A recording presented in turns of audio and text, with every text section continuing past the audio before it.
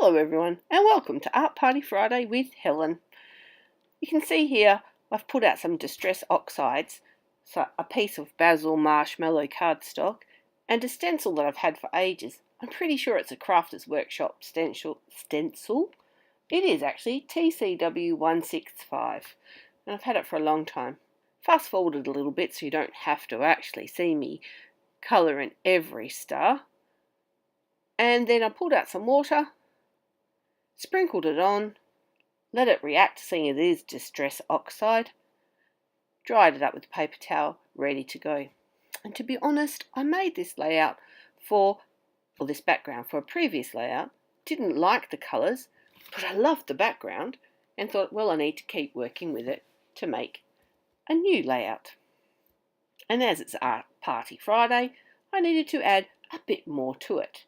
So this stencil, and you can see it's well loved and well used, it's another Crafter's Workshop stencil that I've had for a long time, and I pulled out some Colour Blast texture paste, added some lines, set it aside to dry, and thought I want to make some stars to add onto the top to make it a bit more dimensional. So I pulled out another piece of cardstock, stenciled away, added some more. You'll see too in a minute it'll flash and you can see some gold stars. I tried some gold paint and to paint some gold stars, but in the end wasn't happy with the colour, so chose not to use them. You'll see later how I incorporated gold without using gold paint. Just reacting those. Pulled out a stamp, an old Prima one that I've had around for a long time, and I used some watering can archival ink, so just a soft grey, didn't want that bold black grey, and did a little bit of stamping, shook up my Heidi Swap Colour Shine for an awful long time, sprinkled that around.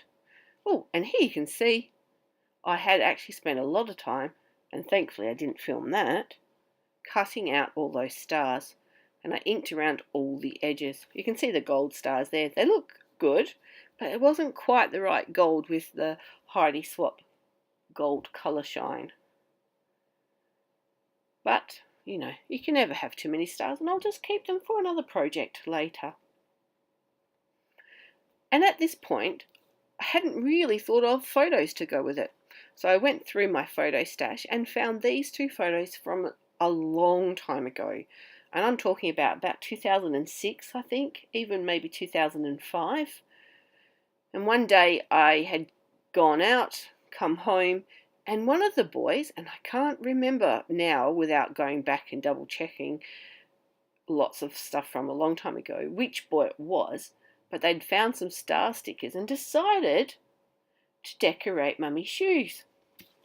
And of course, being the type of mum that I am, I took photos of it. And I left those shoes like that for a long time with the stars on them.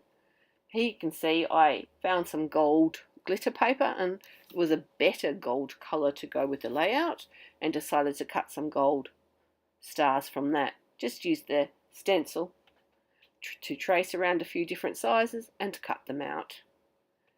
It makes a better colour match to the gold colour shine. I pulled out some of my fun foam to back the photos. There's not a lot of, well, there's no pattern paper other than the glitter paper, because there's such a lot of detail with those stars and the texture and the stamping that I didn't really want anything else to compete with that. I'm really happy with that diagonal star arrangement. It's very colourful and it made me happy making it.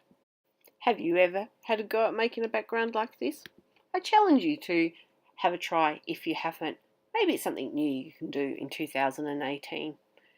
Here you can see I've cut out a title using my silhouette machine. And it's just the outline. And yes, I could have backed it with patterned paper or put a colour wash inside of it, filled it even up with little stars. But I didn't want to. The background is the focal point of this layout, and I wanted to leave it like that. I'm adding second part of the title, the word power, using gold stickers, letter stickers.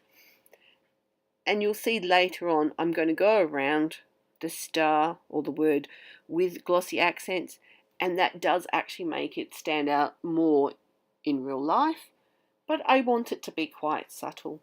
Here you can see I'm adding some little wooden star embellishments from Studio Calico. I've had them for quite a while, but they just add that little finishing touch. For a change, I haven't actually backed my layout on a piece of patterned paper, but I couldn't quite leave it bare all the way around, so I inked around the edges with the blue or the Broken China Distress Oxide ink and added a little tiny bit of journaling at the bottom. And that's it. Here's a close-up of the title for you. I hope you've enjoyed it.